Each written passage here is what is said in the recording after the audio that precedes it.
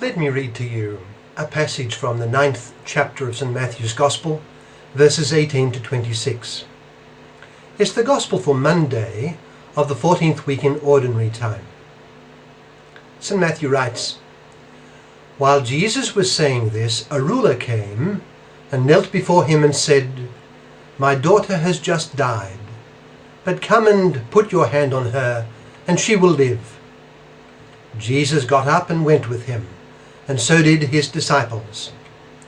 Just then, a woman who had been subject to bleeding for 12 years came up behind him and touched the edge of his cloak.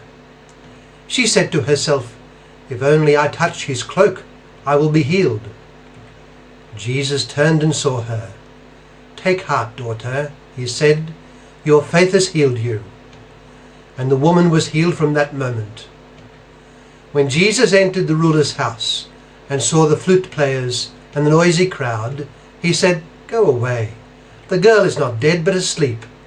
But they laughed at him. After the crowd had been put outside, he went in and took the girl by the hand, and she got up.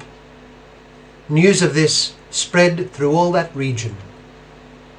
That's from Matthew chapter 9, verses 18 to 26. What does it suggest to us? Well, let us notice a detail or two in our gospel passage that I've just read. The scene opens with our Lord speaking. He was speaking to the disciples of John the Baptist when a ruler approached him with profound respect. So our Lord paused to receive him and hear what he had to ask. The man told him that his daughter had just died. Despite this sad end, he asked our Lord to come and lay his hand on her, and she would live. He had great faith in our Lord's power. And let us remember that in the Gospel of St. John, Martha and Mary lamented the fact that our Lord arrived after their brother had died. It seems they did not expect a raising from the dead. This man in our passage today does expect this. If only our Lord would come and lay his hand on her. Notice, though, that our Lord does get up and go with him. He does not simply say to the man, "Go, your daughter will live," as he did say on other occasions, healing from a distance. That is to say, he accommodates himself to the precise request. The man had asked of him that he come, and he did come. He walked with him to the house. He dealt with the person in a very personal and individual manner. On an earlier occasion in the same Gospel in chapter 8, and this Gospel is in chapter 9, a centurion approached him to tell him that his servant was grievously sick. Our Lord offered to go and heal him. But the centurion said that he was not worthy to have him under his roof. A mere word from him would be sufficient.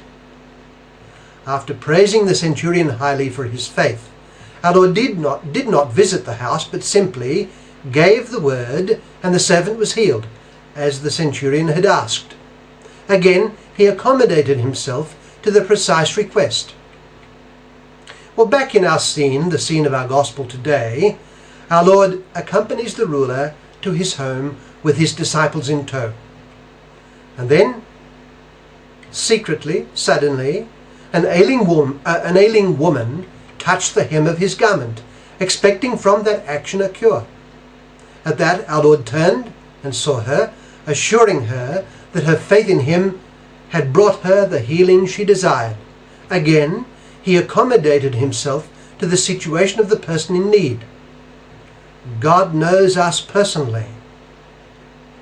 All these are simple incidents, but we ought ponder their significance for us in our relationship with God.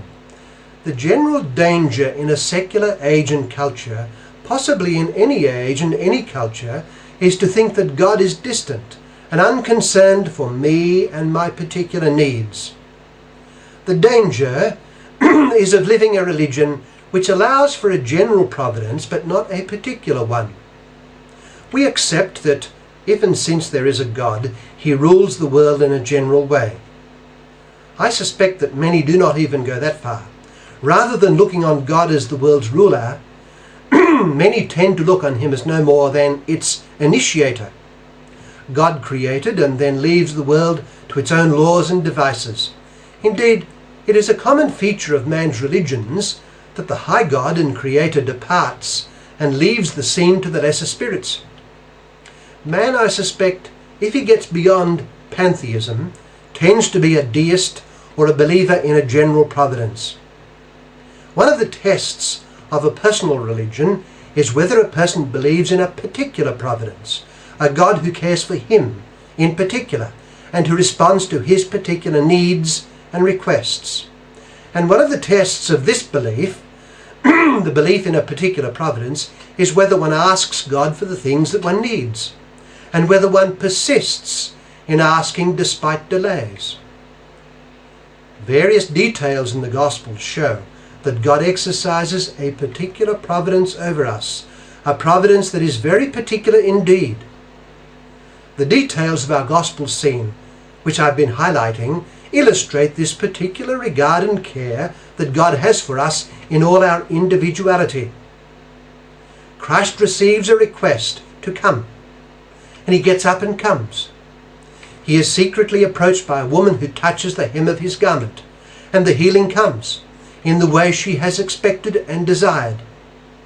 He then proceeds to the house of the ruler and does as has been requested. He extends his hand, takes hold of the hand of the girl and raises her up. God exercises a very particular and personal care for us. As St. Paul writes, Christ loved me and gave himself up for me, and not just for humanity in general.